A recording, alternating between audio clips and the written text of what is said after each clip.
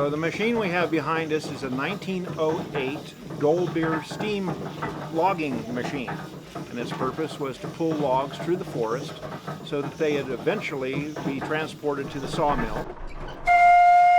This steam engine operates essentially by a wood fire boiling a steep kettle full of water, creating steam.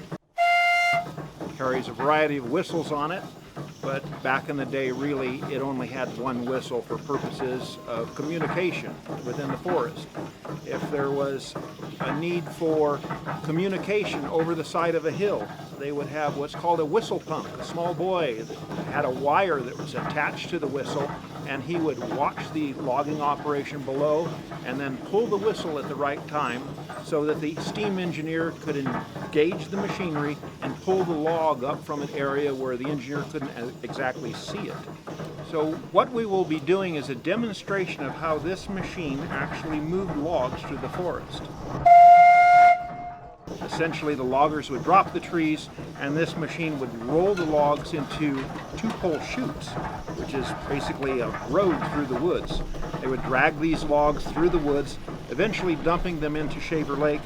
It would be gathered up by the steamboat, the Michigan, transported over to the sawmill. The sawmill would then cut them into boards. The boards would then be dried, and after a period of time, when they had sufficient buoyancy, they would kick them into the flume. And then the flume was 42 miles long and would reach Clovis 6.5 hours later. So at the turn of the century, this was the latest and greatest technology. And so for 108 years old, it's a pretty fascinating machine.